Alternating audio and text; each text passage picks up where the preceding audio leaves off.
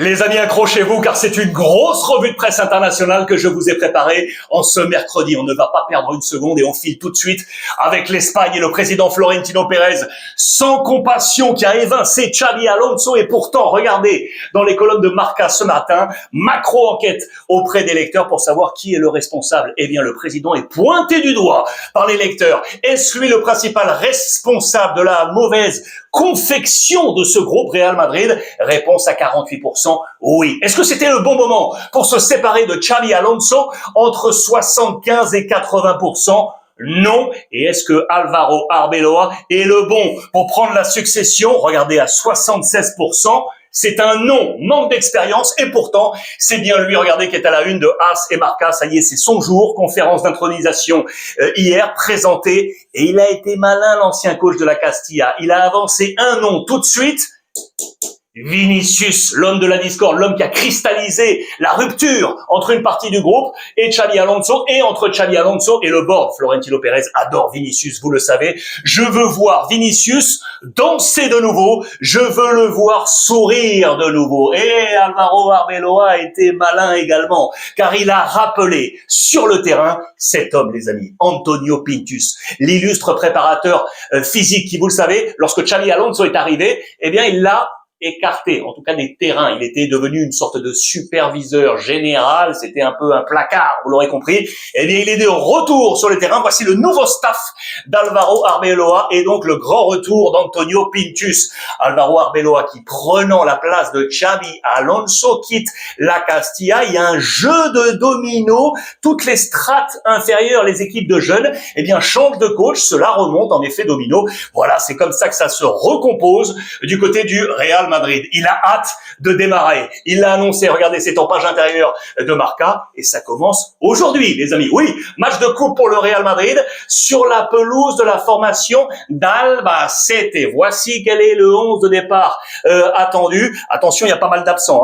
Trent, Militao, Mendy, Mbappé, Rodrigo, Rudiger, plus Brahim qui est avec le Maroc. Voici quel serait le 11 de départ. Lulín, Asensio, Heusen, Fran Garcia, Carvajal, Güler, Cesteros, Ceballos, Palacios, Gonzalo, Mastantuono. Vous voyez pas mal de noms de jeunes joueurs très attendus pour la première du nouveau Mourinho. Il a pris la notion de leadership de celui qui a été son coach au Real Madrid. C'est à la une du journal catalan Sport qui nous amène au Barça et avec notamment ce titre.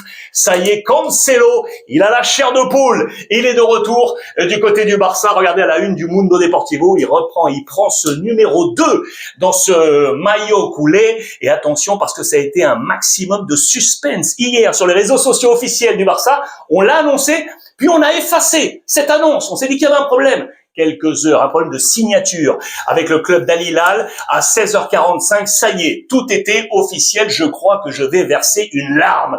Voilà ce qu'il a annoncé et rappelé dans les pages intérieures lorsqu'il va de nouveau pénétrer sur le Camp Nou, cette pelouse qu'il avait bien évidemment déjà foulée. Il l'a déclaré très clairement. Mundo Deportivo le rappelle avec le président Laporta. J'ai tout arrêté, toutes les autres négociations pour pouvoir revenir au Barça, prêté par le club d'Al Hilal. Vous voyez, 4 heures de retard quant à la signature. Voilà ce qui a provoqué ce petit flottement sur la signature de Cancelo. C'est un homme à 145 millions d'euros. C'est le total des transferts dans sa carrière pour Cancelo qui peut jouer, vous le voyez, à plusieurs postes. Voici l'ensemble de sa trajectoire depuis Benfica et les différents transferts ici. Il y a eu des prêts également. 15 millions là achetés par Valence, 40,5 par la Juve, 65 par Manchester City et puis Al Hilal qui a lâché 25 millions d'euros, le reste Inter, Bayern et ici le Barça, ça avait été des prêts. Alors 145 millions au total. Est-ce que c'est une bonne opération pour le Barça? J'aimerais vraiment vous lire en commentaire. Le Barça qui va continuer sur le marché des transferts et puis sur les prolongations de contrat. On s'interroge, on cherche la bonne formule pour garder Rashford. Hansi Flick veut le garder. C'est avec Manchester United, on est à 30 millions de clauses éventuelles. On va essayer de trouver une astuce pour le garder, le père Rashford. Et puis Deco, le directeur sportif, discute bien évidemment avec Lewandowski pour savoir si oui ou non on le garde. Le président Laporta qui est en campagne présidentielle, je vous le rappelle, regardez, ce sera entre le 15 mars et le 15 juin prochain. On n'a pas encore fixé la date définitive de ce marché des transferts. Un ancien du Barça, Antoine Griezmann, il a marqué hier, les amis, coupe pour l'Atlético Madrid, il est encore l'homme décisif. Victoire 1-0 sur la pelouse du Deportivo La Corogne. Le petit prince, il est là. Ça fait 10 buts. Déjà, hein, c'est un 12e, 13e homme. Il entre, il a absolument accepté et bonifié ce statut. Il marque 10 buts déjà cette saison. Il n'est qu'à un seul but de Julián Álvarez. Ce n'est pas rien. Regardez d'ailleurs les notes du côté d'Antoine Griezmann, l'une des meilleures notes du côté de l'Atlético Madrid. Il est ici avec ce 2 étoiles possibles sur 3. L'Atlético, les amis, qui se sépare de 2 hommes qui semblaient pourtant importants, c'est Gallagher qui repart du côté de la Première Ligue à Tottenham et puis Raspadori qu'on attendait du côté de l'AS Rome. Petite surprise, ce ne sera finalement pas à Rome, 60 millions au total pour l'Atlético Madrid sur les 2 joueurs. Eh bien, ce sera à l'Atalanta Bergame, les amis. Regardez la Gazzetta dello Sport. Merci à mon copain Pippo Genin qui m'a adressé cette presse italienne. Voici le schéma dans lequel devrait ainsi opérer Raspadori, l'ancien napolitain, associé à De Ketelaere et avec Scamacca, son ancien copain. Regardez du côté de Sassuolo, ça fait les affaires de Gennaro Gattuso,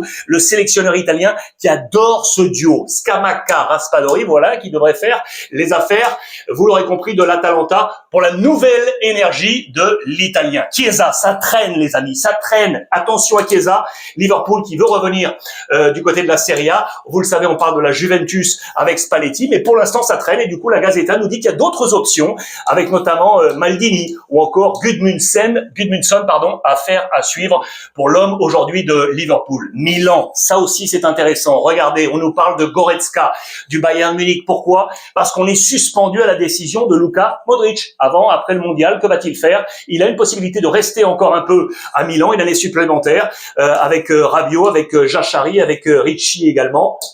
Ça peut être un moment, ça, pour Goretzka, du côté de l'AC Milan. Je vous emmène maintenant à Manchester United. Ça y est, je vous l'avais annoncé hier, hein. Carrick, eh bien l'homme, il s'est installé, ça y est, dans le fauteuil de Manchester United. Regardez le jeu de mots, Carrick avec 2 R, vous en enlevez un, ça fait car, voiture. Il est arrivé là, dans sa petite voiture personnelle, pour prendre les rênes de Manchester. Regardez là, Luis Enrique, Paris Saint-Germain. On nous dit, les tabloïds anglais, que, eh bien, Manchester United, le board aurait un œil sur Luis Enrique. Affaire à suivre. Ça, je mets tout ça en suspens.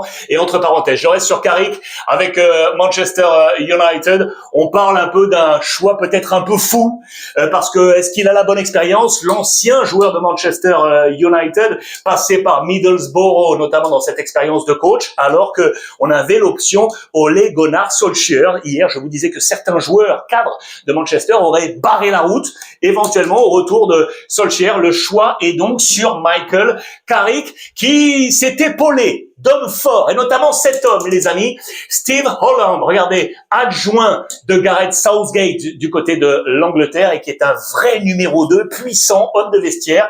Regardez notamment du côté de Chelsea. Il a épaulé tous ses coachs depuis 2011, André Villas-Boas, Roberto Di Matteo, Rafael Benitez, José Mourinho, Gus Hiddink ou encore Antonio Conte. Aujourd'hui, il va donc épauler Carrick du côté de Manchester United. Le choix fait de la part du staff de Man U. Il est là, Carrick, qui va en plus rentrer dans le vif du sujet dès ce samedi. Derby face à Manchester City, qui, regardez, a fait vraiment une bonne pioche avec Semenyo hier, qui a marqué victoire sur la pelouse de Newcastle 2-0, les demi-finales de la Carabao Cup pour Manchester City, City United, samedi 13h. On va se régaler du côté du championnat anglais. Je vous parlais de Manchester. Regardez comment la Gazzetta dello Sport nous imagine le 11 de United, Meton Carrick, avec du coup Zirkzee qui pourrait rester, qui serait là à la pointe de l'attaque avec Sesko. Dites-moi ce que vous en pensez. Cunha,